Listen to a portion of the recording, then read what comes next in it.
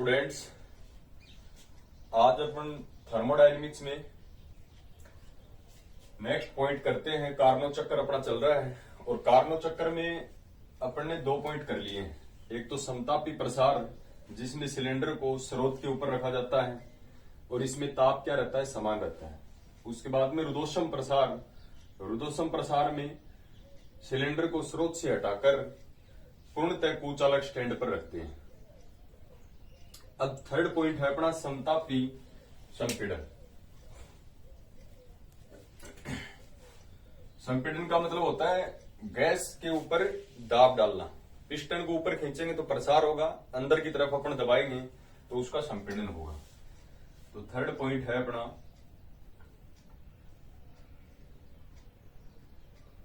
समतापी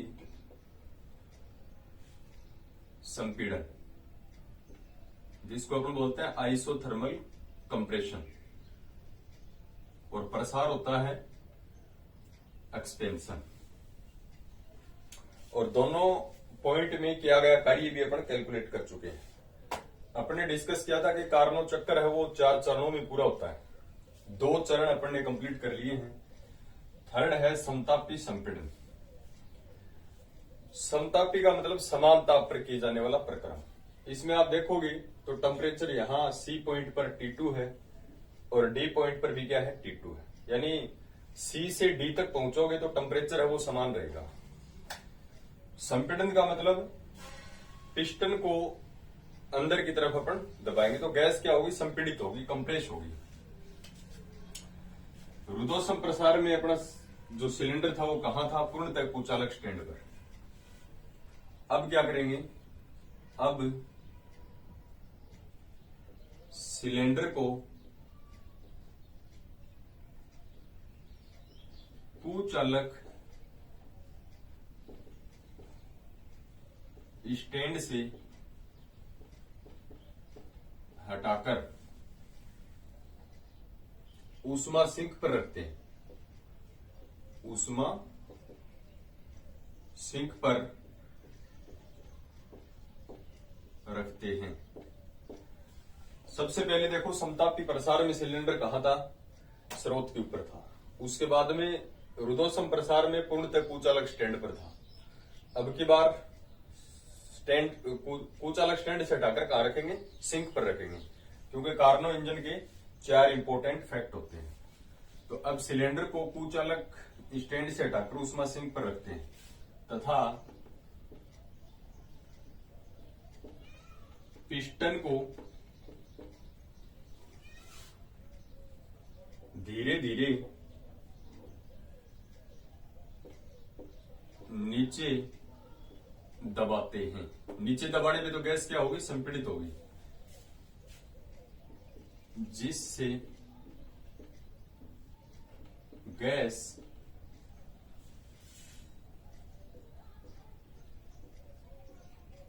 संपीड़ित हो जाती है तथा ताप, कितना ताप, यहां T2 है और यहां भी T2 है। ताप T2 नियत रहता है। तो 2 चीजें हो गई, ताप नियत रह गए तो समतापी बोलेंगे, गैस संपीड़ित हो गई तो यहां पर संपीड़न हो गया। अतः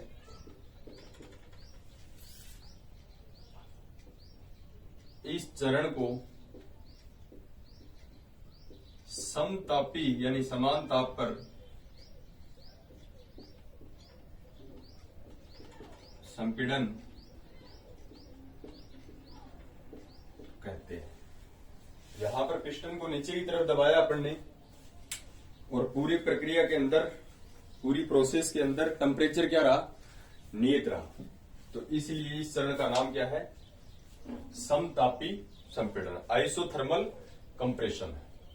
इस कंडीशन में अपन किया गया कार्य निकालते हैं। इसमें किया गया कार्य W1 था अपने पास, यहां किया गया कार्य W2 था और अब अपन W3 मानेंगे। इसमें किया गया कार्य क्या मानेंगे, W4 मानेंगे। डायग्राम काफी इंपोर्टेंट फैक्ट है इसके अंदर। तो इस कंडीशन में किया गया कार्य निकालते हैं।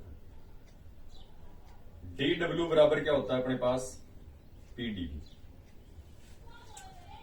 और यहां से समाकलन करेंगे तो डब्ल्यू बराबर क्या आएगा, समाकलन पी डीवी। या आयतन के सापेक्ष समाकलन, तो आयतन देखो यहां है V3 और ये V4, तो V3 से लेके क्या हो गया, V4 हो गया। देन दिस इंप्लाई W को तो अपने को किससे रिप्लेस करना है, W3 मानेंगे। और PV बराबर अपन क्या जानते हैं, NRT। और T क्या है इसमें, नियत है, और T कितना है इसमें, T2। यहां से P की वैल्यू रखनी है, तो P की वैल्यू कितनी आएगी, यहां से P इक्वल्स टू आएगा NRT2 अपॉन V। तो यहां अपन रख देते हैं, सो W3 बराबर, W को क्या लिखेंगे, W3, क्योंकि थर्ड चरण में W को W3 रखेंगे। समाकलन इंटीग्रेशन V3 से V4, और P की वैल्यू कितनी है, NRT2 upon V, NRT2 upon V और into DV। Then this implies W3 बराबर, ये समाकलन से बाहर आ जाएगा NRT2, और समाकलन V3 से V4 अंदर बचेगा 1 अपॉन V और DV। 1 अपॉन V का समाकलन log V, यानी W3 बराबर NRT2, और ये आएगा log V, और log V की लिमिट क्या होगी, V3 से V4। अब अपन इसकी लिमिट खोल लेते हैं। देन दिस इंप्लाइज W3 बराबर NRT2, और इंटू में यहां लिख देता हूं, upper limit minus lower limit करोगे तो इंटू में क्या आएगा, log V4 minus log V3। ठीक है, अब ये log m minus log n का फॉर्मूला लगाएं, तो log m minus log n क्या होता है, log m अपॉन n। तो इसको लिखते हैं W3 बराबर NRT2 log V4 upon V3। अगर इसको V3 अपॉन V4 अपन लिखें, तो इसमें से अपन माइनस क्या ले सकते हैं, बाहर ले सकते हैं। तो W3 बराबर, इस पे माइनस का चिन्ह लगा देते हैं अपन, NRT2 log, माइनस लगाने से क्या इफेक्ट पड़ेगा log पर, ये V3 अपॉन V4 है, V4 अपॉन V3, ये हो जाएगा V3 अपॉन V4।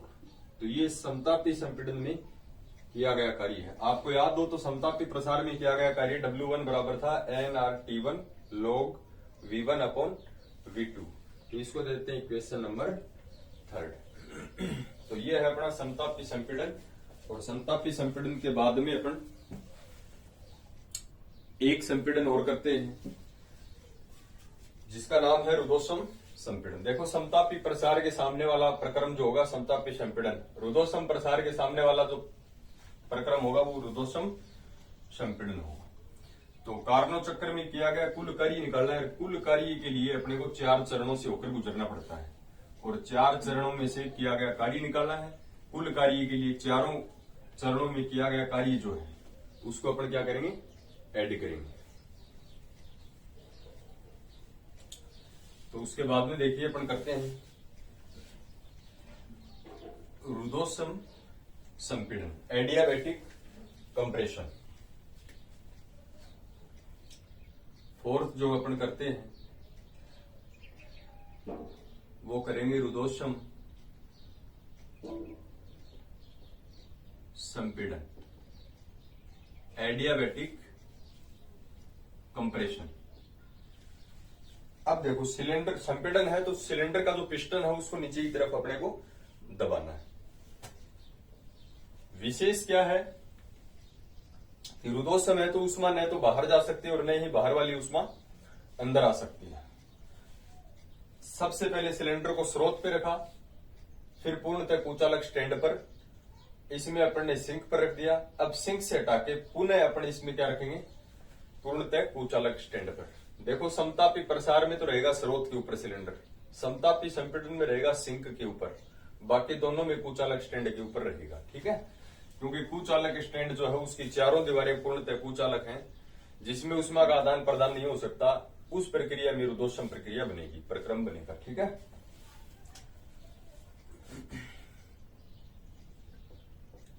इस चरण में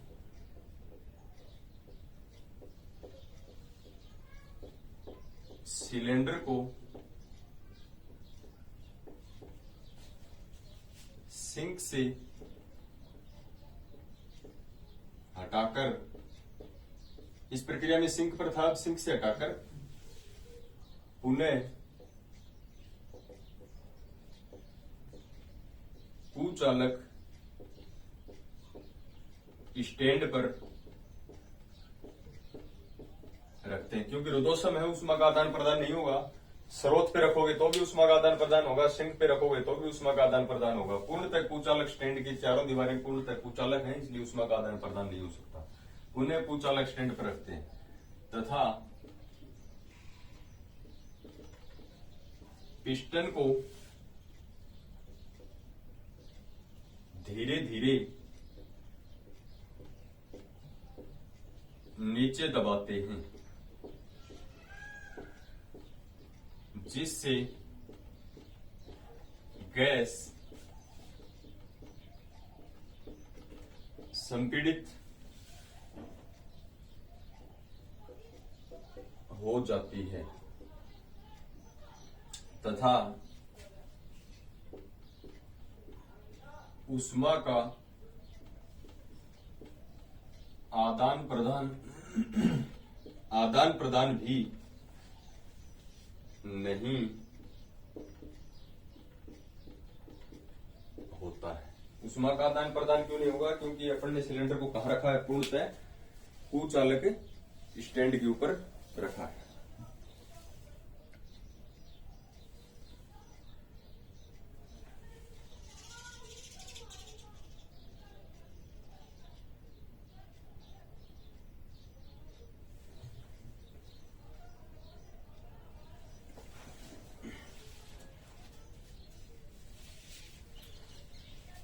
इस कंडीशन में किया गया कार्य निकालेंगे अपन। देखो, यानी रुद्धोष्म संपीड़न में किया गया कार्य। संपीड़न रुद्धोष्म के अंदर विशेष ध्यान रखना, अपने को पाइसन नियम की पालना होती है। तो अपन जानते हैं dw बराबर क्या होता है? pdv, और w बराबर क्या होता है? समाकलन pdv। और समाकलन कहां से कहां होगा? आपकी बार यहां पर वॉल्यूम है v4, यहां पर वॉल्यूम है v1। पूर्णतः अपन वहीं पहुंच गए ये पॉइंट पर जहां पर वॉल्यूम v1 है। तो v4 से v1 वॉल्यूम क्या होगा? v4 to v1। अब देखिए, इसमें रुद्धोष्म संपीड़न के अंदर पाइसन के नियम की पालना होती है। तो अपन यहां पाइसन का नियम लगाते हैं। पाइसन के नियम से, और पाइसन का नियम क्या कहता है? पीवी की पावर गामा बराबर की होता है। तो यहां से पी बराबर कितना आएगा? के, और ये अपोन में आएगा वी की पावर गामा, वो ऊपर जाएगा तो वी की पावर माइनस गामा। तो पी बराबर अपन लिखते हैं के इंटू वी की पावर माइनस गामा। और डब्ल्यू को क्या लिखेंगे? फोर्थ प्रक्रम में W4। तो W4 बराबर इंटीग्रेशन V4 से V1, इंटीग्रेशन V4 से V1। P को लिखेंगे K इंटू वी की power minus gamma, K into V की पावर माइनस गामा dV। इसका K अपन बाहर ले लेते हैं। इंटीग्रेशन V4 से V1, v की पावर माइनस गामा और dV, और v की पावर माइनस गामा का इंटीग्रेशन W4 बराबर K, और इंटू v की पावर माइनस गामा का इंटीग्रेशन v की पावर माइनस गामा प्लस 1 और अपॉन माइनस गामा प्लस 1, और पावर है इसकी लिमिट है V4 से V1। अब अपन इसकी लिमिट को ओपन करते हैं। तो K इंटू V की जगह क्या रखेंगे एक बार V1, तो V1 की पावर माइनस गामा प्लस 1, और ये माइनस गामा प्लस 1 है, ये भी बाहर ले लेते हैं, माइनस गामा प्लस 1 है, ये बाहर ले लेते हैं। फिर माइनस V की जगह एक बार क्या रखेंगे, V4 रखेंगे, तो V4 इसकी पावर माइनस गामा प्लस 1।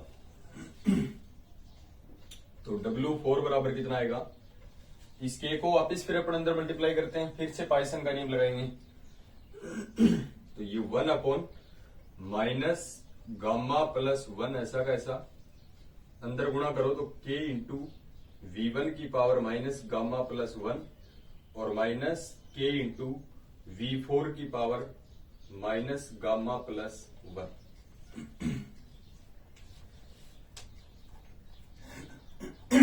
अब दोबारा देखिए अपन पाइसन के नियम को अप्लाई करेंगे।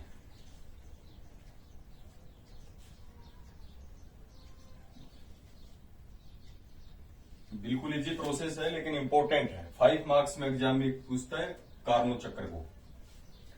तो यहां से W4 बराबर 1 अपॉन माइनस गामा प्लस 1 ऐसा का ऐसा, और इसको देखो क्या लिखेंगे, K जो होता है, K होता है PV की पावर गामा। अब अपने को इसको 1 के लिए लिखना है, तो इसको क्या लिखेंगे, P1 V1। तो इस K को क्या लिखेंगे, P1 V1 की पावर गामा, और इनटू में क्या है, V1 की पावर माइनस गामा प्लस 1, फिर माइनस, ऐसे इस K को क्या लिखेंगे V4 के लिए, P4 V4, P4 V4 और V4 की पावर माइनस गामा प्लस 1। ये पाइसन के नियम से अपन लिख देते हैं, ठीक है। क्योंकि K बराबर होता है PV की पावर गामा, 1 के लिए इसको लिखोगे P1 V1 और 4 के लिए इसको लिखोगे P4 V4। तो ये W4 बराबर 1 अपॉन माइनस गामा प्लस 1, अंदर कितना बचेगा, ये P1 V1 की पावर गामा है, V1 की पावर माइनस गामा प्लस 1 है, तो गामा से गामा कैंसिल, क्योंकि आधार समान है, घातें जुड़ जाएंगे, तो V1 बचेगा ओनली V1 माइनस, ऐसे यहां क्या बचेगा P4 V4, ठीक है। अब अपन आइडियल गैस की इक्वेशन का यूज करेंगे। आइडियल गैस की इक्वेशन क्या है, देखो वो होती है PV बराबर nRT। अपने को P1 V1 चाहिए, तो T कितना हो जाएगा, T1, एंड अपने को P4 V4 चाहिए, तो P4 V4 को क्या लिखेंगे, nR, तो ऐसा का ऐसा, और T की जगह अब की बार कितना हो जाएगा, T की जगह अपन क्या लिखेंगे, T2। T कितना है यहां पर, T2। पता कैसे चलेगा, क्योंकि P4 V4 के साथ क्या है, T2 है, P4 V4 के साथ क्या है, T2, और P1 V1 के साथ क्या है, T1 है, ठीक है। ये इक्वेशन में यहां पुट करेंगे, तो W4 बराबर 1 अपॉन माइनस गामा प्लस 1, और P1 V1 को क्या लिखेंगे, nRT1 माइनस इसको क्या लिखेंगे, nRT2। दोनों में कॉमन क्या आएगा, W4 बराबर, दोनों में nR कॉमन आ रहा है, nR upon minus gamma plus 1, और अंदर बचेगा T1 माइनस T2।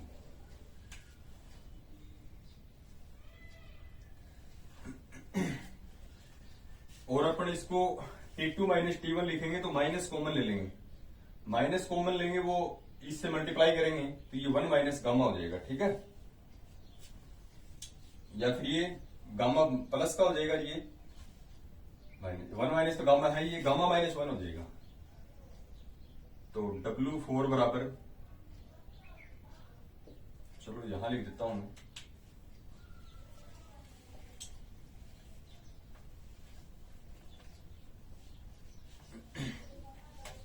इसको यहां लिख देते हैं W4 बराबर, माइनस बाहर लेंगे, वो माइनस इससे मल्टीप्लाई करेंगे, ये आ जाएगा NR, अंदर बच जाएगा गामा माइनस वन,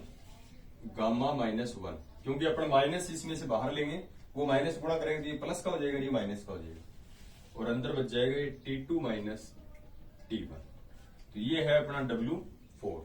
चारों प्रक्रम में इसको देते हैं इक्वेशन नंबर 4। और चारों प्रक्रम में किया गया कार्य है अपन निकाल चुके हैं, कार्नो चक्र में, समतापी प्रसार में, और रुदोषम प्रसार में, और समतापी संपीड़न में, और रुदोषम संपीड़न में। तो कार्नो चक्र के अंदर कार्नो इंजन द्वारा किया गया कुल कार्य ज्ञात करें, तो कुल कार्य सभी प्रक्रम में किए गए कार्य के योग के बराबर होगा। तो चारों कार्य को आप देखोगे इक्वेशन फर्स्ट, सेकंड, थर्ड और फोर्थ।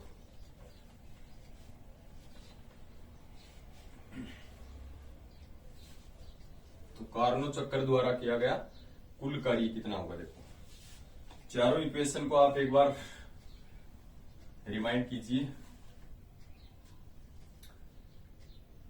अतः कार्नो इंजन द्वारा किया गया कुल कार्य, तो कुल कार्य को क्या लिखेंगे W, और कुल कार्य क्या होगा W1 plus W2 plus W3 plus W4। W1 क्या है, समतापी प्रसार में किया गया कार्य, W2 क्या है, रुदोषम प्रसार में किया गया कार्य, W3 क्या है, समतापी संपीड़न में किया गया कार्य, और W4 क्या है, रुदोषम संपीड़न में किया गया कार्य। तो सभी की वैल्यू रखें अपन, यानी किस की वैल्यू रखें, W1, W2, W3, W4, putting values of equation first, second, third and fourth. समीकरण 1, 2, 3, 4 में मेरे ख्याल से W1, W2, W3, W4 की वैल्यू है अपने पास। चलो तो इसकी वैल्यू रखते हैं। तो W बराबर, इसकी वैल्यू कितनी आई थी, NRT1 log V2 upon V1। Second में वैल्यू क्या आई थी, plus NR upon gamma minus 1 into T1 minus T2। फिर माइनस W3 की वैल्यू कितनी है, NR T1 की जगह T2 log ये V4 अपॉन कितना है जी, V3, या V3 upon V4, V3 upon V4, V3 upon V4। और W4 की वैल्यू जो अभी अपन ने कैलकुलेट की है, प्लस NR गामा माइनस 1 और इंटू क्या है T2 माइनस T1। ये चारों वैल्यू अपन ने पुट कर दी। देन दिस इंप्लाइज W बराबर NRT1 log V2 upon V1 plus NR upon gamma minus 1 T1 minus T2 minus NRT2 log V3 upon V4। अब इसमें देखो ये T1 माइनस T2 है, ये T2 माइनस T1 है, तो माइनस को बाहर लेते हैं, माइनस NR गामा माइनस 1 और इंटू में T1 माइनस T2 हो जाएगा, ठीक है। अब ये देखो प्लस का है और ये माइनस का cancel. Then this implied W बराबर NRT1 log V2 upon V1 minus NRT2 log V3 upon V4। ये बच गया अपने पास, ठीक है। तो ये क्या किया गया कार्य है। इसमें भी थोड़ा सा अपन चेंज कर सकते हैं।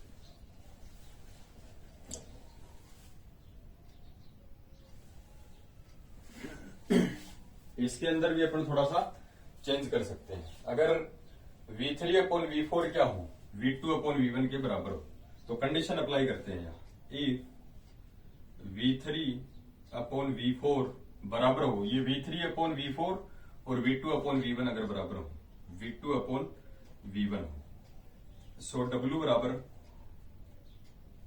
NR T1 log V2/V1 और ये minus NR T2 log V3/V4 को क्या लिख दें, V2/V1।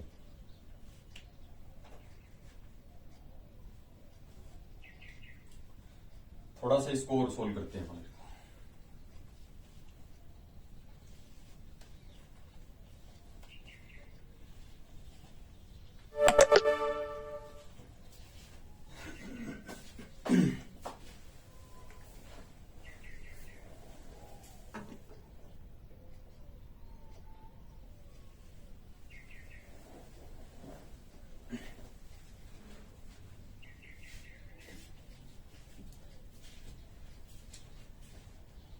यहां से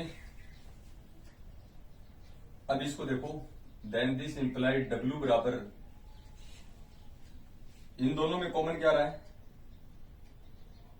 NR और ये आ रहा log V2/V1, अंदर क्या बचेगा T1 माइनस T2, या फिर इसको W बराबर NR T1 माइनस T2 और log V2/V1। ये है अपना कार्नो चक्कर में या कार्नो इंजन द्वारा किया गया कुल कार्य। यह कार्य कार्नो इंजन द्वारा किया गया कुल कार्य, ठीक है। तो ये काफी इंपॉर्टेंट है। पूरे कार्नो चक्र के अंदर किया गया कुल कार्य अपन ने निकाल लिया, NR T1 minus T2 log V2 क्या आ गया, V1 आ गया। अब देखो इस कार्नो इंजन की दक्षता आपको निकालनी है। दक्षता कैसे निकलती है, ये स्रोत है अपने पास जिससे अपन Q1 उष्मा लेते हैं। ये अपने पास कार्यकारी पदार्थ होता है जो वर्क करता है और सिंक को कितनी उष्मा देता है, Q2 उष्मा देता है। तो किया गया कार्य क्या होगा, Q1 माइनस Q2।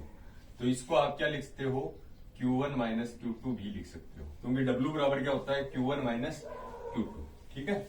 अब अपन देखते हैं इस कार्नो इंजन की दक्षता। अब अपन चेक कर लेते हैं कार्नो इंजन की दक्षता, एफिशिएंसी ऑफ कार्नो इंजन। उष्मा इंजन की दक्षता निकाली थी अपन ने। दक्षता का फॉर्मूला क्या होता है, देखो दक्षता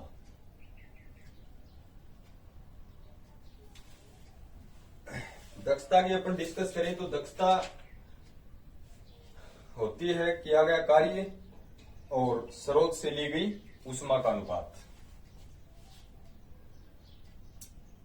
किया गया कार्य यानी वर्क डन और अपोन में अवशोषित उष्मा। अब्जॉर्प्शन जो हीट है, अवशोषित उष्मा। दक्षता को अपन लिखते हैं ईटा, किया गया कार्य कितना है W अपॉन अवशोषित उष्मा कितनी है Q1, ठीक है। और W अपन ने निकाल लिया किया गया कुल कार्य, जो काफी इंपॉर्टेंट है कंपटीशन के लिए भी। तो W बराबर NR T1 minus T2 log V2/V1 लिख सकते हैं। और अवशोषित उष्मा को अपन क्या लिखते हैं, Q1 है वो अपन लिखते हैं। और Q1 की वैल्यू देखो, Q1 क्या है, W1। Q1 का मतलब है ये सबसे पहले किया गया कार्य। Q1 उष्मा लेके कितना कार्य किया था अपन ने, W1। तो Q1 बराबर या W1 बराबर एक ही बात है। तो इसकी वैल्यू कितनी आई थी समीकरण 1 में, NR T1 log V2/V1। ये अपने पास Q1 की वैल्यू है।